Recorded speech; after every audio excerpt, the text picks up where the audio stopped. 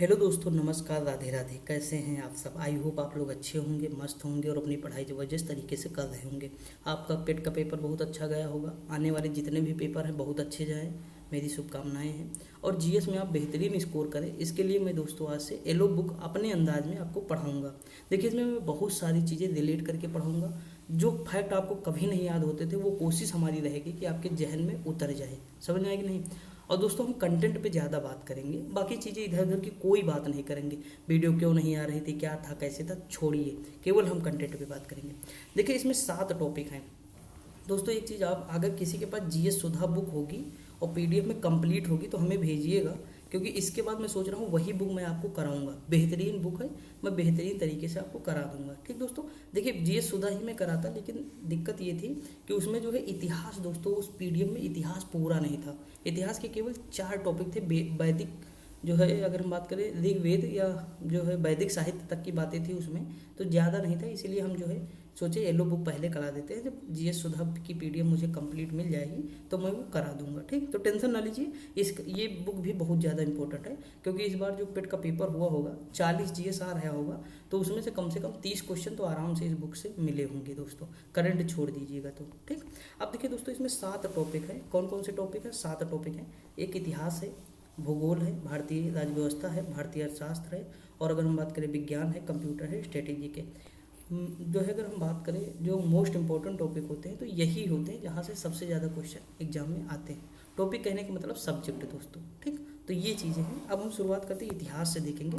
और बहुत कम, मतलब 15, कोशिश हमारी रहेगी 15 से 20 क्लास के अंदर ये सारी चीज़ें कवर करा दें। यानी कोशिश तो 15 ही क्लास में रहेगी कि 15 क्लास में आपके कंप्लीट करा दूँ मैं ये बुक। ठीक दोस्तों, तो थोड़ा सा आपको साथ देना होगा हमारा, और चीज़ें समझ में आ रही हैं कि नहीं, कैसे है सारी, हमें बताइए रहेगा कमेंट में। देखिए दोस्तों, अगर हम बात करें इतिहास क्या होता है, हम थोड़ा सा इस पर चर्चा कर लें कि इतिहास क्या होता है, इतिहास में कौन सी घटनाएं शामिल की जाती हैं, किस घटना को इतिहास में महत्व दिया जाता है, ये सारी चीज़ें हम चर्चा कर लेते हैं। देखिए, इतिहास का मतलब होता है कि ऐसा घटित हुआ। इतिहास का मतलब होता है ऐसा घटित हुआ, यानी ऐसा घटित हुआ कहने का मतलब है कि जो घटनाएं घट चुकी हैं वो इतिहास के अंतर्गत शामिल हो जाती है। लेकिन अच्छा ये बताइए, जैसे कोई आपको कहानी सुना रहा है कि एक राजा था, एक रानी थी, राजा जो है, राजा के पास बहुत सारा धन था, राजा गरीबों में दान करता था, बहुत सारी कहानी आपको बता दिया, क्या वो सारी इतिहास में शामिल हो जाएंगी? तो उसका जो आंसर है दोस्तों, मेरे के द्वारा, या मतलब आप जिससे भी पढ़ेंगे वो बताएगा नहीं, सारी घटनाओं को हम इतिहास में शामिल नहीं करेंगे। किस घटनाओं को शामिल करेंगे? जिसके हमें साक्ष्य मिलेंगे। ऐसी घटनाएं हम शामिल करेंगे इतिहास में जिसके हमें साक्ष्य प्राप्त होंगे। ठीक दोस्तों, एविडेंस। कैसे साक्ष्य? या तो लिखित साक्ष्य, या तो जो है पुरातात्विक साक्ष्य प्राप्त हों, या तो साहित्यिक साक्ष्य प्राप्त हो। 2 ही साक्ष्य होंगे। पुरातात्विक में कौन कौन से होंगे? या तो अभिलेख हो, जैसे अशोक का अभिलेख मिला है, बहुत सारे अभिलेख मैं आगे पढ़ाऊंगा भी आपको। अभिलेख हो, या फिर स्मारक हो, या फिर दोस्तों मुद्रा हो, यानी जो है सिक्के हों। तो ये सारी चीज़ें जब हमें मिलेंगी तो हम वो कहेंगे पुरातात्विक साक्ष्य। साहित्यिक साक्ष्य क्या होगा? साहित्यिक साक्ष्य में जितने भी मतलब हमारे पुराण हैं, वेद हैं, ये सारी चीज़ें साहित्यिक साक्ष्य में आ जाएंगे। जैसे मेगास्थनीज की इंडिका है, साहित्यिक साक्ष्य में आ जाएगी। ठीक, वो विदेशी वृत्तांत भले है, लेकिन वो साहित्यिक साक्ष्य के अंतर्गत आ जाएगा। कौटिल्य का अर्थशास्त्र है, इसी में आ जाएगा। हर्षचरित्र जो है किसका है? बाणभट्ट का हर्षचरित है, इसमें आ जाएगा। तो ये साहित्य जिसके साक्ष्य हमें प्राप्त होंगे वो हम सारी घटनाएं कहाँ जोड़ देंगे? इतिहास में। ठीक दोस्तों, जैसे हमारा देश 1947 में आज़ाद हुआ, या मतलब पहले प्रधानमंत्री जवाहरलाल नेहरू थे, तो ये सारी चीज़ें हमें साक्ष्य के रूप में मिलती हैं, तभी तो हम मानते हैं कि ये चीज़ हुआ है। हाँ, क्योंकि हमारे पास साक्ष्य है, उसका एविडेंस है, तभी हम मानते हैं। तो ये सारी चीज़ें हो जाएंगी। तो इतिहास के बारे में आपको क्लियर हो गया होगा कि कौन सी घटनाएं इसमें शामिल होती हैं, कौन सी नहीं होती। आई होप आगे बढ़ जाए। देखिए दोस्तों, अब यहाँ से हम शुरुआत करते हैं। कोशिश हमारी रहेगी कि मैं आपको बहुत सारी चीज़ें याद कराता चलूँ। देखिए, पहला क्वेश्चन लिखा है कि इतिहास के जो जनक हैं हेरोडोटस हैं, सब लोग जानते हैं। इनकी पुस्तक जो है हिस्टोरिका है। कौन सी है? इनकी पुस्तक कौन है? तो हिस्टोरिका इनकी बुक हो जाएगी। ठीक, देखिए इस पर जो है वो पसीना गिर गया है, इसीलिए थोड़ा दिक्कत है, लेकिन कोई दिक्कत नहीं, थोड़ा सा आप समझ के चलिएगा। देखिए, हिस्टोरिका हो जाएगी इनकी पुस्तक, हेरोडोटस इतिहास के जनक हो जाएंगे। अब देखिए, प्रागैतिहासिक काल क्या होता है? इस काल का कोई भी साक्ष्य उपलब्ध नहीं है। अब देखिए, इसका साक्ष्य हमें नहीं मिला है, मतलब लिखित साक्ष्य हमें इसमें नहीं मिला है, लेकिन पुरातात्विक साक्ष्य मिला है केवल। तो मैंने बताया ना, इतिहास में वो सभी घटनाएं शामिल हो जाएंगी जिनके हमें साक्ष्य मिले, चाहे वो लिखित हो चाहे वो पुरातात्विक हो। ये देखिए, लिखित साक्ष्य का मतलब हो जाएगा अगर कोई चीज़ लिखी है तो यानी साहित्यिक साक्ष्य के अंतर्गत हो जाएगा। तो इसमें साहित्यिक साक्ष्य हमें नहीं मिला है, हमें पुरातात्विक साक्ष्य मिला है। समझ में आएगी नहीं? चीज़ें क्लियर हुई? आगे बढ़ जाते हैं। जो है इस काल को हम 3 भागों में विभाजित करते हैं, पुरापाषाण काल, मध्यपाषाण काल, नवपाषाण काल। पुरापाषाण काल, मध्यपाषाण काल, नवपाषाण काल। आगे बढ़ जाते हैं। देखिए पुरापाषाण काल में आग का आविष्कार हुआ। देखिए सबसे पहले आग, पुरा मतलब होता है पुरा, देखिए पाषाण मतलब होता है पत्थर, ठीक, पुरा मतलब प्राचीन। तो यानी देखिए जो पत्थर का काल था प्राचीन, यानी सबसे पहला काल जो होगा वो पुरापाषाण काल हो जाएगा, सबसे पहला काल। पुरापाषाण काल बाद मध्यपाषाण काल आएगा, फिर नवपाषाण काल आएगा। तो पुरापाषाण काल यानी जो पहले पत्थर का काल था दोस्तों, समझिएगा कि खूब सारा पत्थर होगा उस समय, और पत्थर आपस में जब घर्षण करे होंगे तो कभी ना कभी तो आग निकली होगी ना। तो पूरा पाषाण है, यानी प्राचीन काल में बहुत सारा पत्थर था, पहले बहुत सारा पत्थर था, उसमें घर्षण हुआ होगा तो क्या हुआ होगा, आग निकली होगी। तो आग का आविष्कार हो गया पुरापाषाण काल।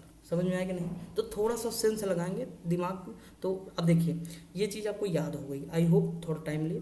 देखिए पहिए का आविष्कार और खेती का यानी कृषि का आविष्कार। देखिए दोस्तों नवपाषाण काल में पहिया जब बनती है तो वो नई नई होगी ना, क्या होगी, नई, यानी न्यू, यानी नव। तो नव किस में आ जाएगा, पुरापाषाण काल में। खेती हो रही तो चमत्कार टाइप लग रहा है कि खेती, अच्छा खेती हो रही है यार, तो ये नया नया लग रहा है सबको। तो खेती, पहिया, ये सब न्यू पाषाण। घर बन रहा है तो ये भी पहली बार हो रहा है, नया नया घर बनने का पहली बार बनेगा, तो नवपाषाण काल हो जाएगा। समझ आया कि नहीं? तो ये 3 चीज़ को डिलीट करिए, पहिया, घर और कृषि, ये किससे संबंधित हो जाएंगे, नवपाषाण काल से। आग पुरापाषाण काल। आई होप समझ में आया। आगे बढ़ जाते हैं। चलिए अगला क्वेश्चन दिया है कि मनुष्य ने घर बनाने की प्रवृत्ति जो है, ये तो बता ही दिए।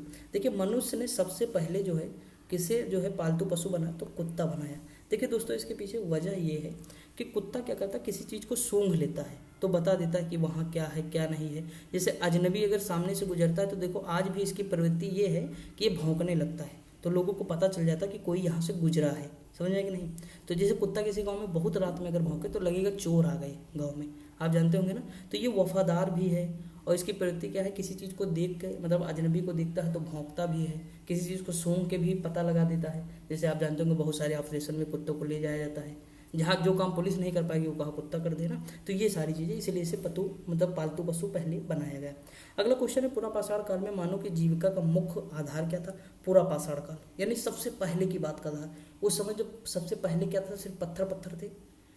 ठीक, देखिए मैं तरीका बता रहा हूँ कि ऐसे याद करना। सबसे पहले अगर पत्थर पत्थर थे तो दोस्तों उस समय ना खेती हो रही थी, कुछ नहीं था, तो आदमी शिकार करके, जानवर का शिकार करके कंदमूल फल खाता होगा, यही सब करता होगा, तो शिकार ही हो जाएगा मुख्य आधार। पुरापाषाण काल में पत्थर के औजार सबसे पहले पाए गए, आपको पता ही है, सबसे पहले है पूरा मतलब सबसे प्राचीन, तो सिर्फ पत्थर पत्थर होगा तो औजार भी पत्थर के हो जाएंगे। समझ आए कि नहीं? तो हर चीज़ को देखोगे थोड़ा सा वहाँ ठहरना है और समझना है, फिर आगे बढ़ जाना है और याद होता जाएगा आपको। अगला क्वेश्चन दिया हुआ है कि भीमबेटका जो है ये इंपॉर्टेंट बहुत ज़्यादा है दोस्तों। ये पुरापाषाण काल का प्रसिद्ध जो है स्थल है, मध्य जो है प्रदेश में स्थित है। कहाँ? मध्य प्रदेश में। देखिए दोस्तों इसमें 2024 तक के प्रश्न जो है शामिल किए गए हैं। आपको लगता होगा कि इसमें एसएससी के ही लिखे हैं, लेकिन ये दोस्तों हर एग्जाम में आता है। ठीक, एसएससी लिख दिए हैं वो अलग बात है, लेकिन हर एग्जाम में क्वेश्चन बनता है। ऐसा नहीं कि ये पीसीएस में नहीं आया है दोस्तों। ठीक, ये सारे पीसीएस में भी पूछे गए हैं, सारे यूपीएससी में भी पूछे गए हैं, और बहुत सारे एग्जाम में पूछे गए हैं, लेकिन बस लिखा कम है क्योंकि जगह कहाँ है, तो एक ही एग्जाम को टारगेट कर दिए। ठीक, देखिए अगला क्वेश्चन है उच्च पुरापाषाण काल हड्डी की बनी माता देवी की प्रतिमा कहाँ से मिली। बेलन घाटी। बेलन घाटी दोस्तों उत्तर प्रदेश में प्रयागराज में पड़ती है। देखिए पुरापाषाण काल की अगर हम बात करें तो उत्तर प्रदेश में क्या है, पुरापाषाण काल के जैसे चोपनी मांडो पुरापाषाण, बेलन घाटी से दोस्तों नवपाषाण काल, पुरापाषाण काल, मध्यपाषाण काल, यहाँ से तीनों साक्ष्य हमें बेलन घाटी से मिलते हैं। ये कहाँ है, तो यहीं यूपी में पड़ता है, प्रयागराज में। ठीक दोस्तों, तो ये मेजा तहसील के आसपास। समझ में आया कि नहीं? आगे बढ़ जाते हैं। अगला है प्राचीन भारतीय इतिहास के नवपाषाण काल में मिट्टी के बर्तनों का पता लगाया गया था। देखिए मिट्टी के बर्तन हो, कृषि हो, पहिया हो, घर हो, और जो है ये सारी चीज़ें पहली बार हो रही, तो सब नई नई लग रही हैं, यानी न्यू यानी नव। ठीक दोस्तों, मनुष्य ने सबसे पहले तांबे धातु का प्रयोग किया। मनुष्य द्वारा प्रयोग की जाने वाली प्रथम जो औजार था वो कुल्हाड़ी था। पहला औजार क्या था? कुल्हाड़ी, हैंडेक्स। ठीक दोस्तों, अगला क्वेश्चन है मनुष्य द्वारा बोई गई सबसे पहली फसल कौन थी? जौ, जिसे हम क्या कहते हैं, यौ। कई बार एग्जाम में आया, कई बार कहने मतलब कई बार आया। ठीक दोस्तों, ये अवधि हो गई। अगला है प्राचीन सिक्कों को आहत सिक्के कहते हैं। आहत सिक्के कहने का मतलब है उस पर मतलब चोट की गई है, आहत कहते हैं ना, मैं आपकी बात से आहत हुआ हूँ यानी हर्ट हुआ हूँ, तो यानी उस पर चोट की गई है। आहत सिक्कों को ही क्या कहते हैं, पंचमार्क कहते हैं, पंचमार्क क्वाइन। ठीक दोस्तों, 5वीं शताब्दी, पंच पाँच, तो 5वीं शताब्दी के सिक्के हैं यानी 5वीं सदी के हैं पंचमार्क सिक्के। अगला है ठप्पा मार्क निर्मित किए गए के कारण भारतीय भाषा में इन्हें क्या कहते हैं, आहत सिक्के कहते हैं या आहत मुद्रा भी कहते हैं। सारी चीज़ें आपको क्लियर हो रही कि नहीं, थोड़ा थोड़ा रुकते रहिए। जैसे आहत सिक्के प्राचीन सिक्के हो जाएंगे, पंचमार्क सिक्के कहते हैं 5 से 5वीं शताब्दी, और आहत मुद्रा भी से कहते हैं। रोमिला थापर के अनुसार लोहे का जो प्रयोग किया गया 800 ईसा पूर्व में प्रारंभ होता है, रोमिला थापर के अनुसार। ठीक दोस्तों, अगला क्वेश्चन है प्रमुख वेद कौन कौन से हैं।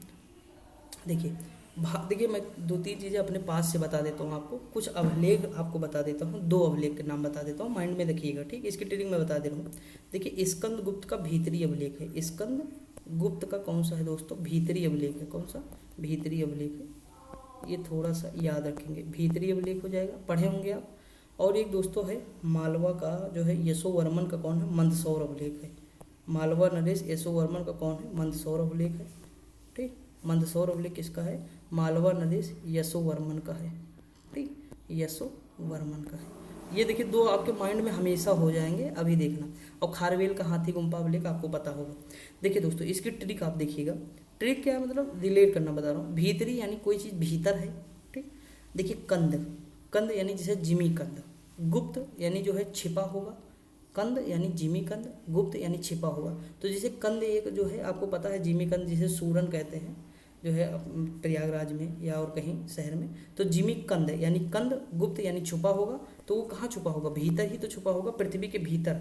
तो भीतरी अभिलेख गुप्त यानी स्कंद गुप्त, समझ आया कि नहीं। तो थोड़ा सा आप रिलेट कर लेंगे। देखिए एक बार माइंड को मतलब अगर आंख बंद करके सोचेंगे, विजुलाइज करेंगे, तो माइंड में हमेशा के लिए बैठ जाएगा। ठीक, तो कंद यानी जिमी कंद, गुप्त यानी छिपा होगा, और भीतर यानी भीतरी। आप भूल जाते होंगे लेकिन इस तरह भूलेंगे नहीं, मैं ये दावा दे सकता हूँ, क्योंकि मैं नहीं भूला तो आप कैसे भूल जाएंगे ना। देखिए मंदसौर यानी मंद मंद क्या होगा, यश बढ़ेगा। किसी इंसान का यश एक बार थोड़ा बढ़ता, मंद मंद बढ़ता यश, तो मंद मंद यानी मंदसौर, यश यानी यशोवर्मन। ठीक, ये मालवा के नरेश से यशोवर्मन, समझ में आया। तो 2 अभिलेख आज याद करिए, और खारवेल का हाथी गुम्पा अभिलेख बाद में याद करा दूंगा, जैसे आते रहेंगे बताता रहूँगा। ठीक, अब देखिए इसमें मैं ट्रिक बताऊंगा आपको वेदों में। देखिए दोस्तों यहाँ पे कुल 4 वेद हैं। सबसे प्राचीन वेद जो है अगर हम बात करें ऋग्वेद है। देखिए वेद का अर्थ होता है ज्ञान। देखिए जैसे ऋग्वेद है, यजुर्वेद है, सामवेद है, अथर्ववेद है। इसके मैं आपको उपवेद भी याद करा दूंगा, और जो है इसके ब्राह्मण ग्रंथ वगैरह सब याद करा दूंगा। देखिए दोस्तों अगर हम बात करें तो ऋग्वेद सबसे प्राचीन वेद कौन सा हो जाएगा, ऋग्वेद हो जाएगा। इसमें कितने मंडल हैं, 10 मंडल हैं, 128 सूक्त हैं। सबसे ज़्यादा इंपॉर्टेंट तो यही है कि कितने मंडल हैं, 10 हैं, और 128 सूक्त हैं, और 10,600 लगभग ऋचाएँ हैं।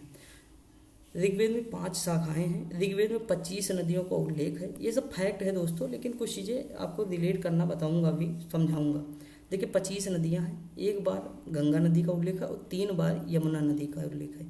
सबसे ज़्यादा जो सरस्वती नदी का उल्लेख है। ठीक दोस्तों, गायत्री मंत्र जिसकी रचना किसने की, ऋषि विश्वामित्र ने की थी, उसका उल्लेख 3रे मंडल में है। किसमें, 3रे मंडल में। किसने रचना की, विश्व। पूरे विश्व में हमारा गायत्री मंत्र जो है फेमस है कि नहीं दोस्तों। ठीक, मतलब ये मान के चलिए कि पूरे विश्व में गायत्री मंत्र 3रे नंबर पे आ रहा है। 3रे यानी 3रा अब मंडल हो जाएगा, और जो है विश्व यानी विश्वामित्र, और जो है गायत्री मंत्र आप इस तरह याद कर सकते हैं। ठीक, गायत्री त्रि यानी 3रा, इस तरह याद कर सकते हैं। जैसे गायत्री त्रि यानी 3रा। ठीक दोस्तों, और गायत्री मंत्र पूरे विश्व में प्रचलित है यानी विश्वामित्र। समझा कि नहीं। तो इस तरह रिलेट कर सकते हैं, जैसे भी आपको अच्छा लगे। अगला क्वेश्चन दिया है कि ऋग्वेद के 7वें मंडल में राजा सुदास, 7 से 7, 7 से सुदास 10 जनों के बीच युद्ध का वर्णन करते हैं। इस युद्ध में राजा सुदास की जीत हो जाती है। यह युद्ध प्रोसड़ी नदी के तट पर यानी वर्तमान में रावी नदी के तट पर लड़ा गया था। ठीक, समझ में आया कि नहीं। अगला क्वेश्चन है देवता को सोम, 9वां मंडल। देखिए 9 वाइन, 9 को याद करेंगे वाइन, वाइन मतलब शराब होता है। 9 को याद करेंगे वाइन से, 9 को रिलेट करेंगे वाइन। 9 मतलब 9, वाइन मतलब शराब, शराब को क्या कहते हैं, सोम। तो सोम किस में आ जाएगा, 9वें मंडल में आ जाएगा। भूलेंगे तो नहीं इस तरह। तिरी, गायत्री, तिरी, तीसरा। समझा कि नहीं? थोड़ा टाइम ले रहा हूँ, पहला दिन है इसीलिए, लेकिन माइंड में आपके बैठ जाएगा जो चीज़ पढ़ाऊंगा। जैसे स्कंद गुप्त, कंद गुप्त यानी कोई चीज़ गुप्त है, छिपी है, तो भीतर है यानी भीतरी अभिलेख हो जाएगा स्कंद गुप्त का। मंद, मंद यानी मंद मंद, सौर यानी मंद सौर, मंद मंद, यश बढ़ेगा यानी यशोवर्मन। खारवेल, हाथी गुम्फा। ठीक दोस्तों, आगे बढ़ जाते हैं। तो रिलेट करता चलूंगा, याद कराता चलूंगा, तो ये 9वां मंडल हो जाएगा। तो तीसरा याद हुआ, 7वां याद हुआ, 9वां। ऋग्वेद के 10वें मंडल में पुरुष सूक्त में क्या है? तो 4 वर्णों के बारे में जानकारी मिलती है, यानी वर्ण व्यवस्था के बारे में जानती है पुरुष सूक्त में। ठीक दोस्तों, ये शायद पेट में आया हुआ क्वेश्चन है, तो ये याद रखेंगे आप। अगला क्वेश्चन दिया हुआ है दोस्तों कि जो है यजुर्वेद, वह वेद पद या मतलब यह वेद जो है गद्य व पद दोनों में लिखा गया है। इसमें कर्मकांड के बारे में जानकारी मिलती है। इसके देखिए 2 वेद, 2 भाग है, एक है शुक्ल यजुर्वेद और एक है कृष्ण यजुर्वेद, यानी शुक्ल और एक कृष्ण हो जाएगा। सामवेद की हम बात करें तो संगीत की जानकारी मिलती है, इसे भारतीय संगीत का जनक कहते हैं। देखिए साम का अर्थ होता है गाना, यानी गान होता है, साम गान। ठीक, जैसे उद्गाता होता है, देखिए वो शाम को गाता है, इसे जो गाने वाला होता है उसे क्या कहते हैं? उद्गाता कहते हैं। यहाँ पे नहीं लिखा है, उद्गाता कहते हैं। देखिए वो शाम को गाता है, शाम को गाता है गाना, वही मान लीजिए शाम को गाना गाता है या शाम को गाता है, तो गाता से उद्गाता, शाम को सामवेद हो जाएगा। समझ आएगा नहीं? तो इस तरह रिलेट कर सकते हैं, आपको याद होती चलेंगे। अभी मैं आगे याद करा दूंगा दोस्तों, कोई टेंशन की बात नहीं। लिखा अथर्ववेद, यह वेद सबसे बाद में लिखा गया है, और अथर्वा ऋषि, अथर्वा इन्हीं के नाम पे तो ये पढ़ा, अथर्वा वेद भी कहते हैं। इस वेद में जादू, टोना, तंत्र, मंत्र, चिकित्सा, विवाह, लौकिक विवाह का उल्लेख है। अथर्ववेद को ब्रह्मवेद भी कहते हैं। क्या कहते हैं? ब्रह्मवेद भी कहते हैं। अथर्ववेद की पिप्पलाद एवं सौनक, ये 2 शाखाएं सर्वाधिक प्रचलित है, मोस्ट इंपॉर्टेंट है, याद रखेंगे, पिप्पलाद और सौनक। आप अपने तरीके से रिलेट कर सकते हैं। अगला दिया है, अथर्ववेद में बताया गया है कि सभा और समिति जो है प्रजापति की 2 पुत्रियां हैं। ये किस वेद में बताया गया है? तो अथर्ववेद में पढ़ाया गया। किसमें? अथर्ववेद में। ठीक दोस्तों, समझ में आया कि नहीं? आगे बढ़ जाते हैं। अगला क्वेश्चन है वेदांग। शिक्षा कल्प निरुक्त व्याकरण ज्योतिष छंद। वेदांग कितने हैं? 6 हैं। कौन कौन से हैं? शिक्षा, कल्प, निरुक्त, व्याकरण, ज्योतिष, छंद। अब देखिए ये याद करा देता हूँ मैं, जो है ब्राह्मण ग्रंथ आपको। देखिए ऋग्वेद पहले नंबर पे है, तो इसकी 1 लिख दीजिए, पहले नंबर पे है 1 लिखिए। 1 से ऐतरेय, का से कौशकती, याद हुआ कि नहीं? ऐतरेय, कौशकती। सत यजुर्वेद है, तो इसकी ट्रिक है सत। देखिए वैसे ही इसी में लिखा है सत, सत यानी सा से सतपथ, ता से तैतरेय, सा से तत्पथ। पंचविध, देखिए अथर्ववेद में था है, था अथर्व, तो गोपथ, था भी तो है इसमें भी, तो गोपथ अथर्ववेद। समझ आया कि नहीं? सामवेद आया, तो सामवेद यानी पंचविश और षड्विश। अब केवल यही आपको याद करना पड़ेगा, तो आराम से कर लेंगे पंचविश षड्विश। 3 तो मैंने आपको याद ही करा दिया हमेशा के लिए, कभी आएगा कभी गलत नहीं होगा, यकीन मानिए। मेरा आज तक नहीं हुआ, जो चीज़ मैंने माइंड में बैठा ली है रिलेट करके, कभी नहीं गलत होंगी। और आपको मैं बताऊं, गायत्री जो मंत्र है तीसरा, और जो सोम है, ये सब अभी तुरंत बनाई है मैंने। ये कैसे बन जाती हैं दोस्तों? जब आप बहुत ज़्यादा प्रैक्टिस करेंगे, बहुत ज़्यादा आप जो है चीज़ें समझेंगे, तभी रिलेट कर पाएंगे। ठीक, एक दिन की मेहनत नहीं है, बहुत टाइम लगता है, लेकिन आपको बहुत सारी चीज़ें रिलेट करके बताऊंगा, तो आप भी कर जाएंगे दोस्तों। देखिए पुराणों की संख्या टोटल कितनी है? 18 है। पुराणों के रचयिता जो है पुराणों के रचयिता और लोमहर्ष, और उनके पुत्र कौन है? उग्रश्रवा है। पुराणों में सबसे जो प्राचीन व प्रमाणिक पुराण कौन है? मत्स्य पुराण है। देखिए मत्स्य पुराण के बारे में जानकारी किसके में थे? सातवाहन। आपको पता है जो सातवाहन में समुद्रगुप्त थे, सातवाहन के ही तो से समुद्रगुप्त, सॉरी सातवाहन के समुद्रगुप्त नहीं थे, सातवाहन के समुद्रगुप्त तो गुप्त वंश से संबंधित थे। ठीक, देखिए दोस्तों सातवाहन यानी जो है, अगर हम बात करें 7 समुंदर आप जानते हैं ना, तो 7 वाहन यानी 7 वाहन कहाँ है? समुद्र में है। 7 वाहन समुद्र में है, और समुद्र में क्या होती है? मछली। तो 7 वाहन हो जाएंगे इससे। मौर्य वंश हो जाएंगे पुराण से। ठीक, वायु यानी गुप्त हो जाएगा। ठीक, वायु छिपी रहती है ना दोस्तों, दिखती कहाँ है वायु? तो गुप्त रहती है, यानी गुप्त वायु हो जाएगा। तो ये गुप्त वंश इससे संबंधित हो जाएगा। समझ आएगा नहीं? और ये सारे जो पुराण हैं, यानी वर्तमान में उपलब्ध पुराण गुप्त काल के आसपास के हैं। तो ये सारी चीज़ें आपको याद रखनी है हो बहो। अगला क्वेश्चन, महत्वपूर्ण तथ्य क्या है? अर्थशास्त्र के जो है पुस्तक के लेखक कौन है? चाणक्य हैं। इन्हें विष्णुगुप्त या कौटिल्य के नाम से जाना जाता है।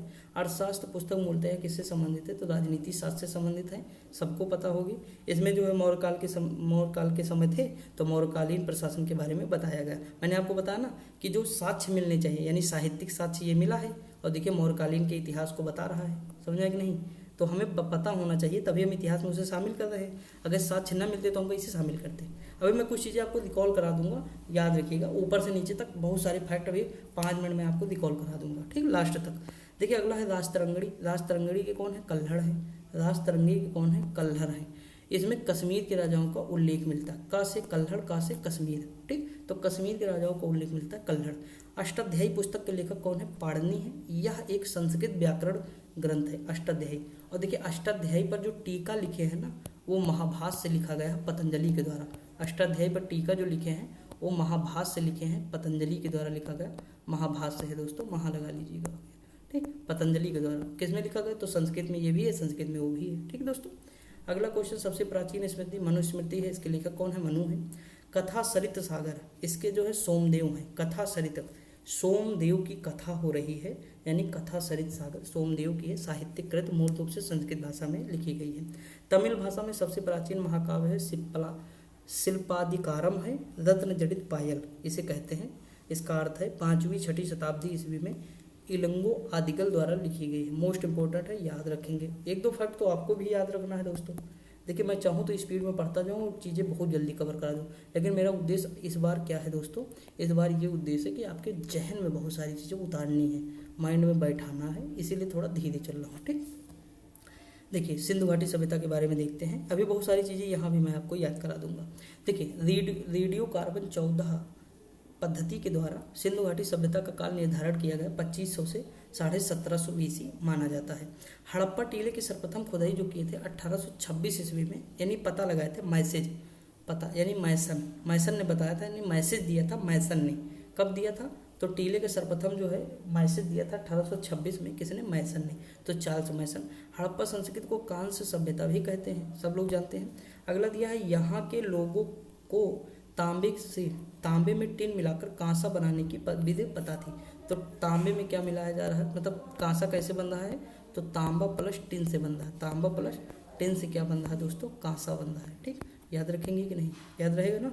अगला देखिए, हड़प्पा सभ्यता की खोज किसने की? दयाराम साहनी ने। देखिए वो जब चीज़ें हड़प रहा था ना, हड़प्पा सभ्यता या हम कहें सिंधु सभ्यता, तो दोस्तों उसे दया ना आ रही थी। उसके मतलब क्या थी? उसे दया न थी। दया यानी हड़प लिया, यानी हड़प्पा सभ्यता, दयाराम साहनी 1921। और खीस काट रहा था, खीस यानी 21, ठीक। तो इस तरह रिलेट कर सकते हैं, जैसे भूल जा रहे हैं जो लोग, उनके लिए, जिनको याद है तो वो उन्हें कोई ज़रूरत ही नहीं ट्रिक वगैरह की। लेकिन देखिए इसे हम ट्रिक नहीं कहते, इसे रिलेट करना कहते हैं। इसमें मैंने कौन सी ट्रिक बताई आपको? कोई ट्रिक बताई? कुछ भारी लगा? नहीं दोस्तों। 9 से बनाए वाइन, 9 यानी नौवा मंडल, वाइन यानी सोम, तो सोम देवता, ठीक। गायत्री, त्रि यानी तीसरा, समझ आए कि नहीं? और विश्व में फेमस है गायत्री, तो विश्वामित्र। क्या ट्रिक है? कोई ट्रिक नहीं है, रिलेट करना इसे ही कहते हैं, ठीक दोस्तों। आगे बढ़ जाते हैं। देखा सिंधु घाटी सभ्यता के मुख्य निवासी कौन है? द्रविड़ तथा भूमध्य सागरीय थे। सिंधु घाटी सभ्यता एक नगरीय सभ्यता थी। सिंधु घाटी सभ्यता का प्रमुख बंदरगाह कौन सा है? लोथल। देखिए दोस्तों, थल, हमारी थल सेना कहाँ रहती है? समुद्र में रहती, थल। और भैया बंदरगाह भी तो समुद्र में रहते हैं, तो बंदरगाह यानी लोथल, ठीक, हमेशा याद रहेगा। इसकी खोज भी किसने की दोस्तों? तो ऐसा वो जो है राव करके है दोस्तों। अब देखिए रंगनाथ नहीं राव हैं एक लोग। अब देखेंगे तो उसमें अगर अभी अब आगे मिलेगा अगर, तो दिखाएंगे आपको कि उसमें राव लिखा रहता है पीछे। देखिए इनके खोजकर्ता मैंने पूरे याद कर लिए हैं, आपको दिक्कत नहीं देंगे, बस वो मिलना चाहिए, ठीक। मैं याद करा देता हूँ अभी, चलो मैं करा दूंगा, कोई दिक्कत नहीं। देखिए तो ये सब पता होगा ना आपको। सिंधु घाटी सभ्यता की लिपि कैसी? तो भाव चित्रात्मक है, यानी इसे पढ़ी नहीं गई है, ये दाएं से बाएं ओर लिखी जाती है। सिंधु घाटी सभ्यता के जो नगर और घरों को बनाने की जो बनाया गया है वो ग्रिड पद्धति पर बनाया गया है, समझ आया कि नहीं? आगे बढ़ जाते हैं। अगला क्वेश्चन है सिंधु घाटी सभ्यता जो है, अगर हम बात करें दोस्तों, सिंधु समाज जो था इसमें कौन सा महत्व सत्तात्मक थी, यानी माता का महत्व अधिक था। सिंधु घाटी सभ्यता के लोग मिठास के लिए शहद का प्रयोग करते हैं। किसका? शहद का प्रयोग करते थे।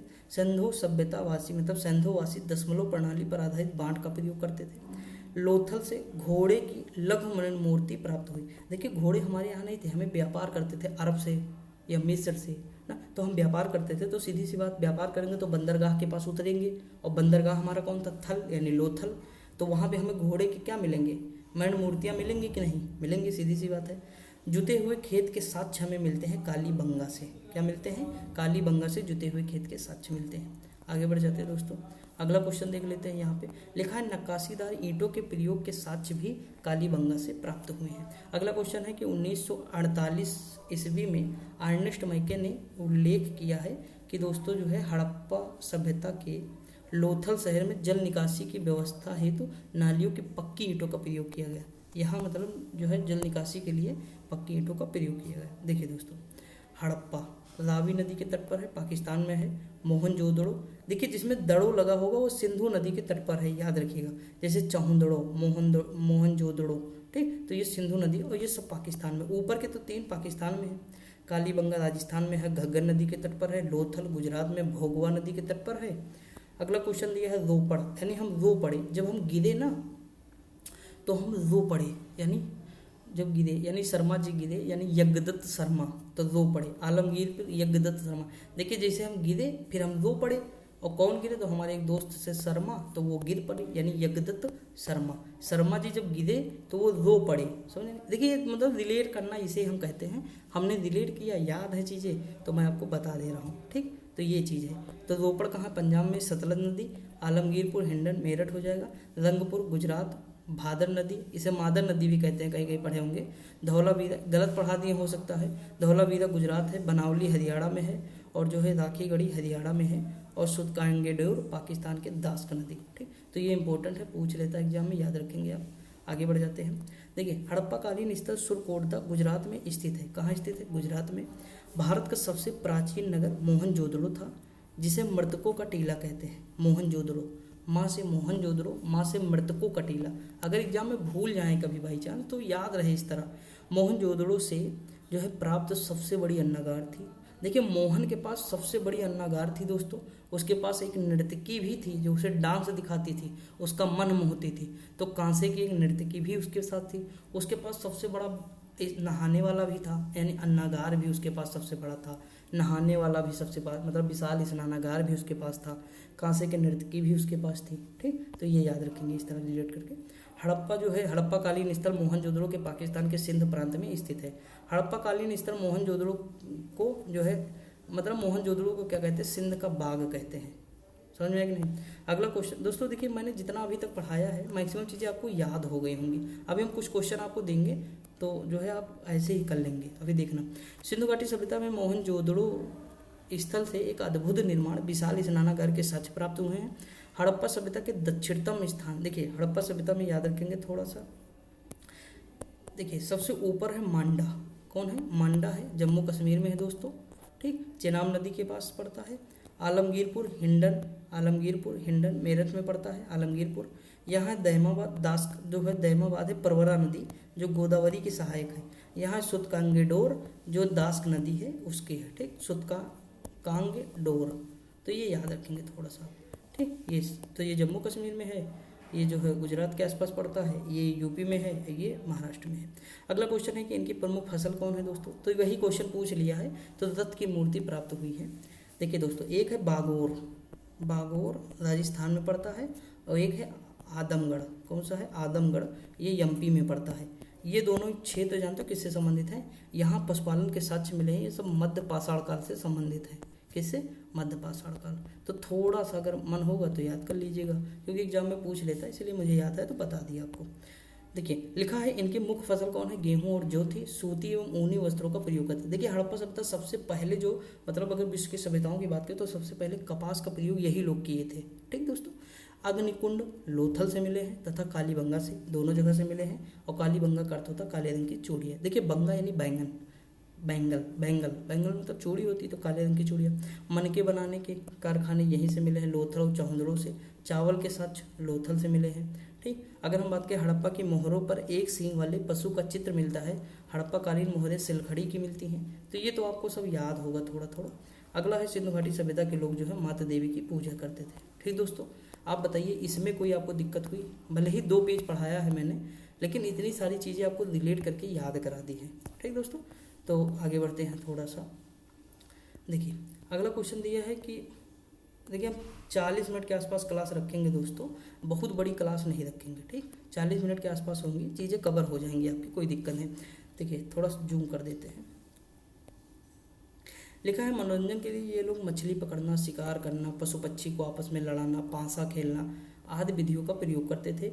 इनको तलवार का ज्ञान नहीं था दोस्तों, क्योंकि युद्ध प्रेमी थे ही नहीं। आर्य आएंगे तो युद्ध प्रेमी होंगे वो, तो उनको सब ज्ञान होगा, लेकिन इनको नहीं था। आग से पकी मिट्टी को टेराकोटा, अभी आप जानते होंगे कि जीआई टैग मिला है गोरखपुर को टेराकोटा में। आज नहीं मिला है, बहुत दिन हो गए, साल 2 साल हो गए दोस्तों। तो गोरखपुर का तो टेराकोटा क्या होता है कि आग में जो पकी हुई मिट्टी के बर्तन होते हैं ना, ये खिलौने होते हैं, उसे ही टेराकोटा कहते हैं। अगला दिया सब मतलब सिंधु घाटी सभ्यता के लोग लाल मिट्टी ये मोस्ट इंपॉर्टेंट है दोस्तों, लाल मिट्टी, उस पर काले रंग की डिजाइन। दोस्तों देखिए, जब एग्जाम में पूछेगा कि सिंधु घाटी सभ्यता के लोग प्रायः किस रंग का प्रयोग करते थे, तो बहुत लोग काले रंग लगा देंगे। पूछो कहे, क्योंकि दोस्तों यहाँ पे क्या है, वो डिजाइन करते थे, प्रयोग थोड़ा करते थे। भाई डिजाइन में क्या होता, काला रंग बहुत कम प्रयोग होगा, लेकिन बर्तन बनाने में लाल रंग सबसे ज़्यादा प्रयोग करते थे, उस पर काले रंग की डिजाइन होती थी। जैसे दोस्तों मटका अगर बन गया, मान लीजिए ये हमारे द्वारा बनाया गया मटका है, ठीक, ये हो जाएगा, तो इस पे जो है जैसे मान लीजिए यहाँ पे काले रंग की पट्टी बना दी गई, तो ये डिजाइन कर दिया ना काले रंग की। काला रंग ले लेते हैं तभी बताते हैं। देखिए काले रंग की क्या बना दी, डिजाइन बना दी, ये बहुत बढ़िया लगने लगेगा, सुंदर लगने लगेगा, समझे कि नहीं। तो ये चीज़ है, बाकी मतलब कोई दिक्कत नहीं। तो समझ में आएगा नहीं। तो ये दोनों अंतर है, याद रखिएगा। सिंधु घाटी सभ्यता के विनाश का कारण क्या था, बाढ़ था। क्या था, बाढ़। आगे बढ़ जाए, अगला क्वेश्चन दिया है सिंधु घाटी सभ्यता। देखिए दोस्तों एक चीज़ आपको बता दी, सभ्यता क्या होती है। सभ्यता जब मतलब कोई जैसे नगर होता है तो वो नगरीय सभ्यता जैसे ये कहलाया। तो देखिए दोस्तों, हमारा मुंबई क्या है, मुंबई में बड़ी बड़ी बिल्डिंगें हैं, यानी अगर हम बात करें तो जहाँ पे औद्योगिक क्षेत्र डेवलप हो, जहाँ के लोगों का रहन सहन ऊंचा हो, हाई फाई हो, तो वो सभ्यता। देखिए संस्कृत और सभ्यता में एक अंतर होता है कि जैसे सभ्यता क्या है, गुलाब है, लेकिन उस गुलाब की जो महक होती है ना, वो संस्कृति होती है। समझे, गांव में संस्कृति देखने को मिलती है, लेकिन कहते ना सभ्य नहीं है यार, ये लोग गांव वाले सभ्य नहीं होते हैं, शहर के लोग सभ्य मानते हैं अपने आप को।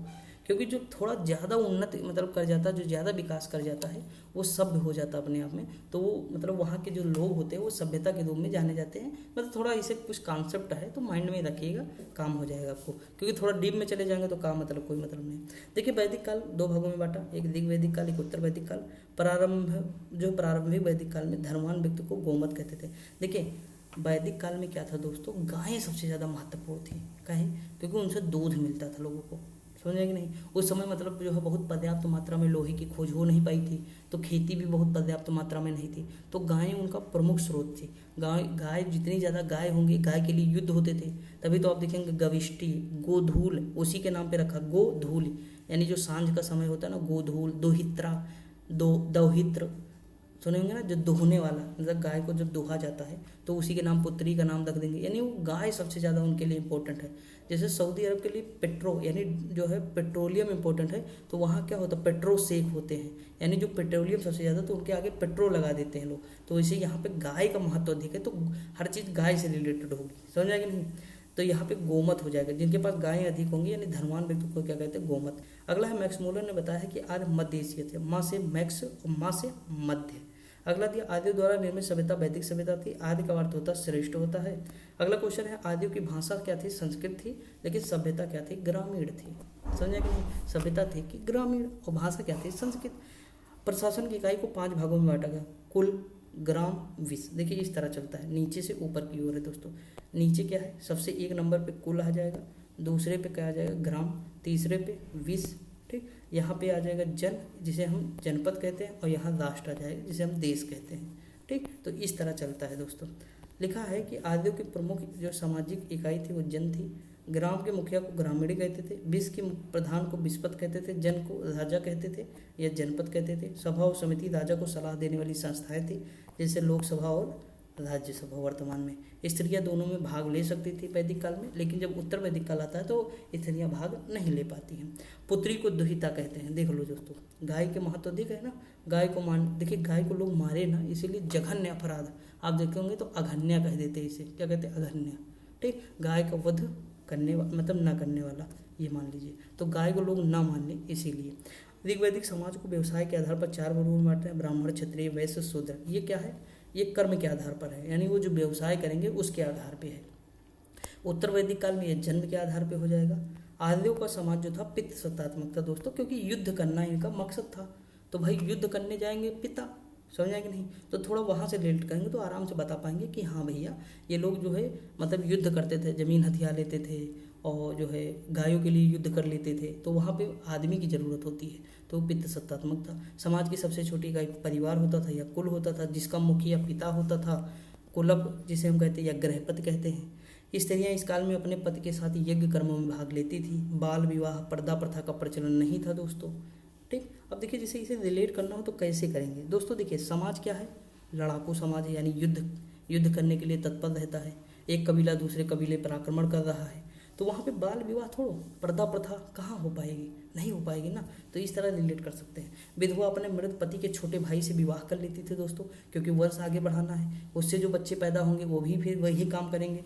मतलब संघर्ष है ना लाइफ, तो लाइफ में संघर्ष करने के लिए, युद्ध करने के लिए चाहिए तो लोग, तो ये चीज़ हो जाएगा। और फिर वो जो मतलब पत्नी विधवा हो गई, उसे कौन खाना देगा, तो उसका विवाह कर देंगे छोटे भाई से, तो उसकी पत्नी बन जाएगी, तो अपना जो है चलता रहेगा। समझा कि नहीं।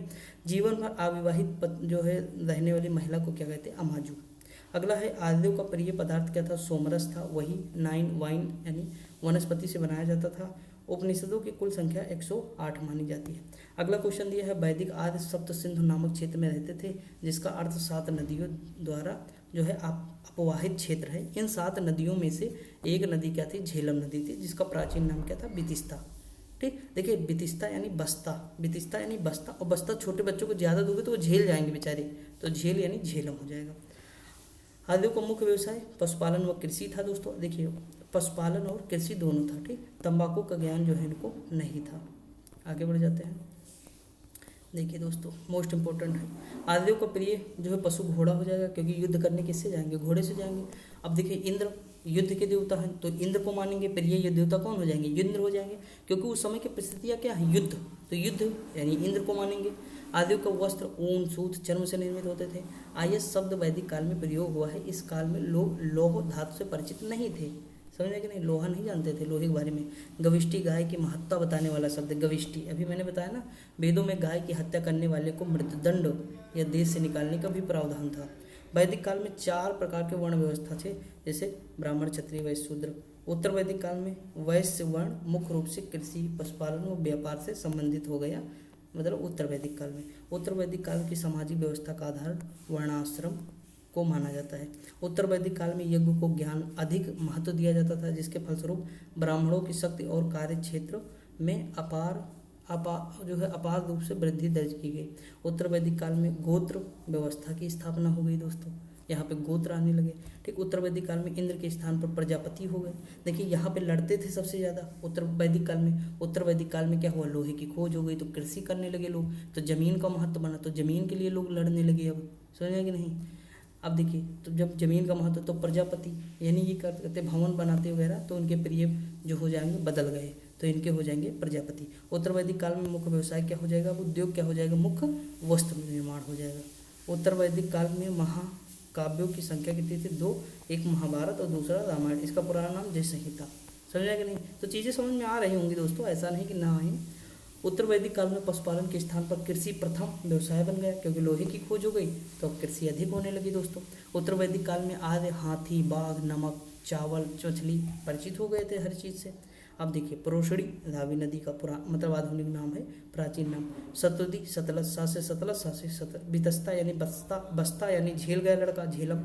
अस्कनी यानी चेनाब। ठीक, देखिए ना इसमें आ जाएगा चेनाब, ना इसमें आ जाएगा, तो सा इसमें आ जाएगा सतलज। बिपाशा यानी प्यास यानी बिपाशा। गोमती यानी गोमल। ठीक दोस्तों, तो थोड़ा रिलेट करके याद करेंगे हमेशा।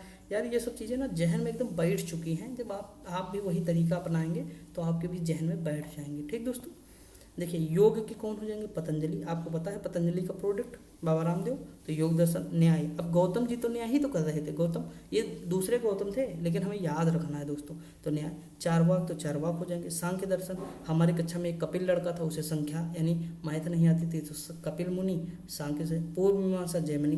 उत्तर मीमांसा, उत्तर मतलब होता बाद, तो बाद से बादरायण। ठीक दोस्तों, तो उत्तर बादरायण हो जाएंगे, तो पूर्व जैमिनी हो जाएगा। ये सब एग्जाम में आए हुए क्वेश्चन है। वैशेषिक कड़ाद हो जाएगा। देखिए विशेष कड़, वैशेषी यानी विशेष कड़, तो कड़ाद हो जाएंगे, या वो लोग कह सकते हैं। ठीक दोस्तों, तो अब हम जो है यहाँ पे हमारी चीज़ें कंप्लीट हो गई हैं। महाजनपद जो है कल से स्टार्ट करेंगे।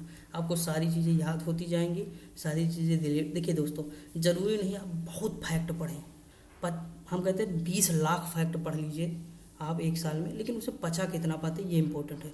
तो पचाना है आपको, समझ में कि नहीं, कम पढ़ो लेकिन माइंड में सारी चीज़ें रह जाएं, ये इंपॉर्टेंट है। एग्जाम में क्या होता है, हम पढ़ बहुत लेते लेकिन उसे कंसोलिडेट नहीं कर पाते। जब एग्जाम आता है तो सारी चीज़ें इधर उधर बिखरी रहती, तो हम उसे एक जगह ला नहीं पाते हैं। तो वो काम हम कोशिश कर रहे हैं कि इस बुक के तहत मैं आपको सारी चीज़ें पढ़ा दूँ, फिर बाद में ये बुक खरीद लेना, जो तरीका मैंने बताया फिर उस तरह पढ़ते जाना, या PDF दे दूंगा बाद में जब कंप्लीट हो जाएगी तो उस तरह पढ़ लेना। ठीक दोस्तों, तो कमेंट कर देना, एक बता देना कि कैसे क्या है, ठीक है कि नहीं। तो आगे भी ऐसी चीज़ें देखिए, ऐसे ही मैं पूरी बुक कंप्लीट करूँगा।